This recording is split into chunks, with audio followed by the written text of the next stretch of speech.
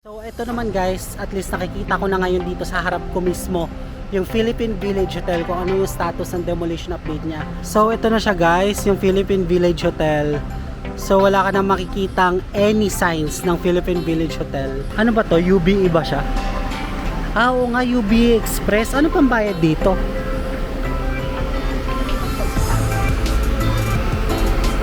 Ay, may mga nakasakay na nga. So, di ba nag-focus tayo dito nung nakaraan sa outer side ng arrival bay areas nila and dito. So, ngayon, dito naman tayo mag-focus sa looban. Ayan, dyan. Yan, ang lamig oh. Talagang ramdam mo guys yung lamig dun sa loob. May mga ginagawa pa rin dito. Hindi pa tapos. So,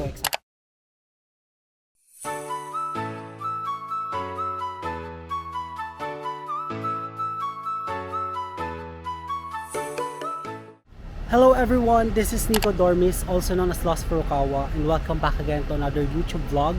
And for today's vlog guys, tayo ay pupunta ngayon dito sa NAIA Terminal 2 Arrival Bay since hindi tayo pinayagan dito sa Terminal 5 mag-vlog. So ito naman guys, at least nakikita ko na ngayon dito sa harap ko mismo yung Philippine Village Hotel, kung ano yung status ng demolition update niya.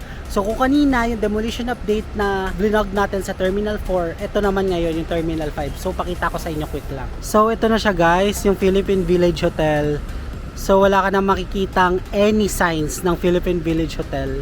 Actually matagal nang abandon itong hotel na ito. And katabi lang siya nitong Terminal 2 guys, ayan kung makikita nyo naman no. Pero bago ang lahat guys, subscribe muna kayo sa channel ko. Tulungan nyo naman ako ma-reach ang 10k subscribers para makapag-giveaway tayo ng GoPro Hero camera.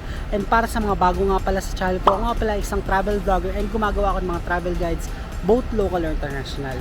Kaya sa mga hindi pa nakaka-subscribe, subscribe na. So dahil nandito na tayo sa Terminal 2 kasi katabi lang siya ng Terminal 5, lilibutin na ulit natin itong Arrival Bay area nila kasi nung nakaraan na vlog natin, hindi ko na ubos guys yung arrival area nila, as in parang kalahati lang ata siya yung sa outer side lang. Ngayon focus naman tayo sa inner side naman ng arrival bay area, and at least ito walkable na siya from Terminal 5, Terminal 2, connecting na siya guys. So by the way guys, brief background lang sa Terminal 5 na matatapos daw by mid 2026, so hindi pa natin sure yon.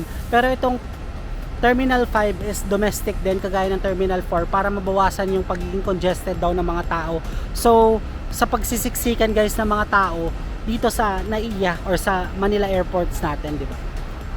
So at least kahit papaano, there are some talaga na improvements na thank you sa San Miguel Corporation. So nandito na tayo ngayon sa side ng Bay A22 and Bay B15. So nandito pala guys yung bus to city. So I think hindi ko lang sure kung kailangan pa ng connecting flights dito, pero magtanong-tanong din tayo dito. Ano ba to? UBE ba siya? Oo nga, UBE Express. Ano pang bayad dito?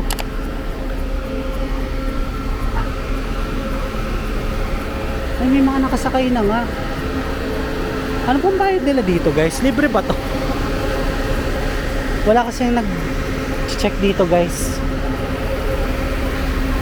Ayan, kung papansin nyo, nandito na tayo kaagad sa loob ng arrival bay areas ng NAIA Terminal 2. So kanina guys, dun sa side ng Nayong Pilipino, di ba tinanong kasi natin kung pwede tayo mag-vlog sa NAIA Terminal 5 demolition updates.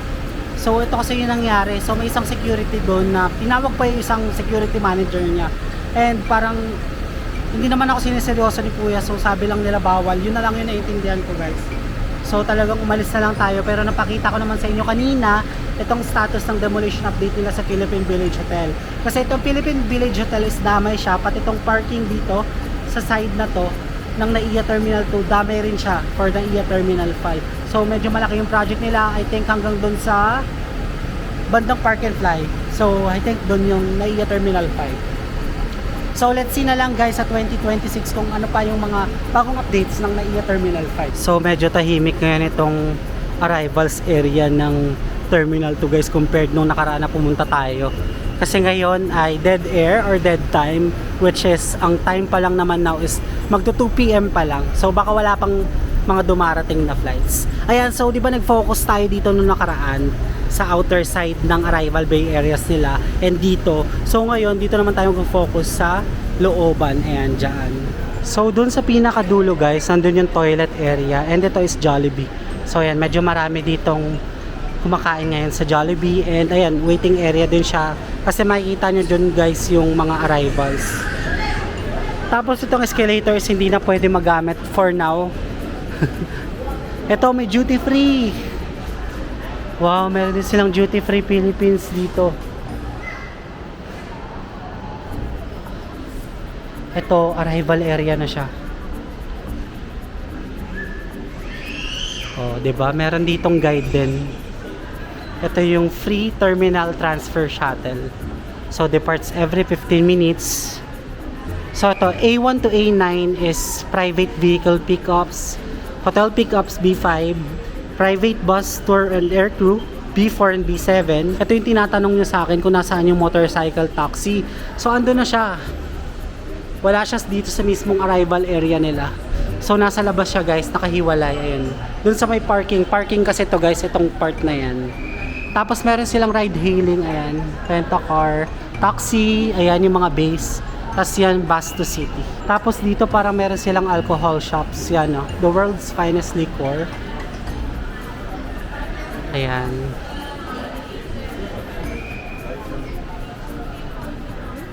Diba? Ang dami guys oh. Parang puro local brands. Meron din ata mga foreign brands. Ito merong foreign exchange sa mga nagtatanong.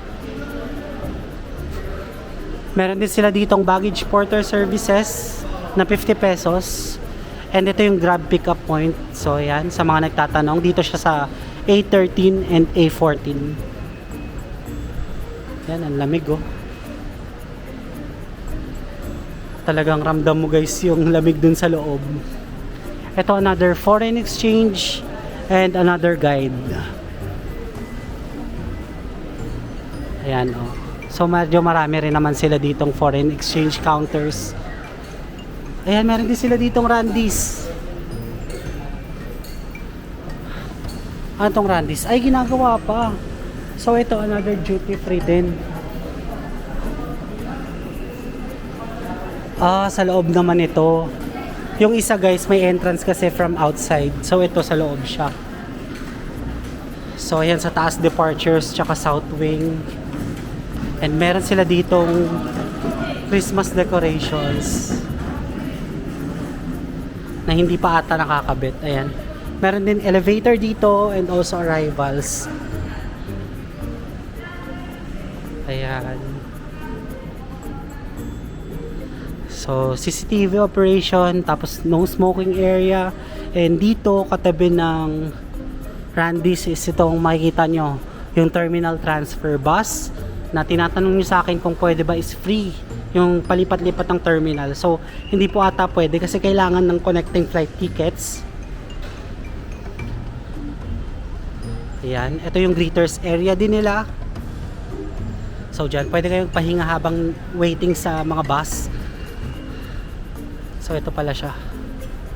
So from Terminal 2, pwede kayo mag-transfer to Terminal 1 tsaka 3. Kasi wala yung Terminal 4 ngayon. So meron din sila ditong trunk line number. Ayan. So kayo na lang bahala magbasa guys. May mga ginagawa pa rin dito. Hindi pa tapos. So excited na ako sa 2026 sa mga bagong updates nila. Ayan, another waiting area. And also elevator din. Meron din ulit ditong arrivals na information.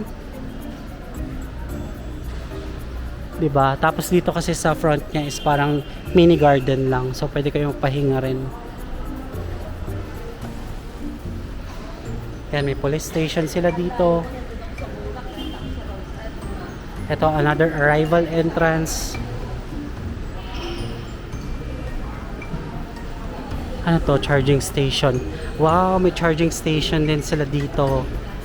Ayan o, may charging station sila guys. Ayan guys, wala masyadong pasahero ngayon. Diba?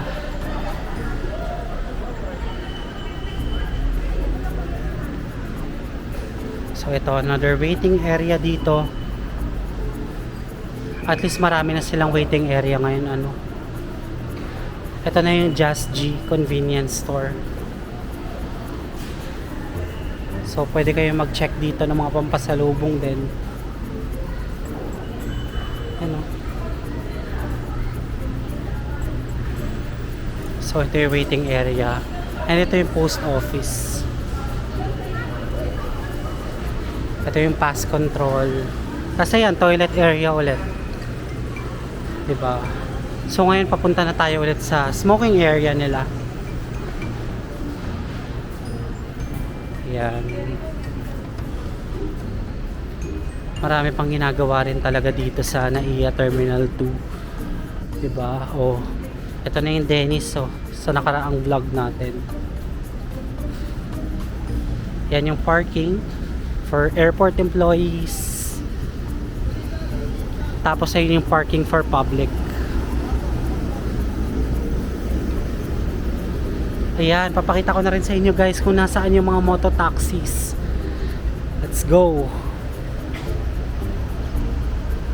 Ito yung parking area nila. Daan tayo dito.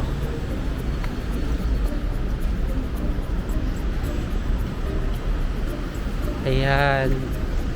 So nandito kasi guys yung drop off and pick up point ng mga angkas, joyride or di kaya move it. Sa mga magtatanong dyan po. So katabi lang siya ng parking. Yang dilaw na yan. So I think guys dito ko muna puputulin itong NAIA Terminal 2 vlog natin. Dito lang naman siya guys sa Arrival Bay area din tayo nag-vlog. Kasi nung nakaraan diba sa departure area tayo. So nakita niyo yung itsura ng departure area nila from the top to the downside diba. Itong NAIA Terminal 2. So dito ko na puputulin itong video na to guys. Kung nagustuhan nyo itong video na to, don't forget to follow me on Facebook page, Instagram at Nico Dormis. And if you want to do business or sponsorship with me, you can email me at lostfurukawa19@gmail.com. And guys, don't forget to hit like, subscribe, and notification bell para updated kayo sa mga another airport vlogs ko pa. That's it guys, I really appreciate you being here. Let's start another vlog again in the next one. Bye!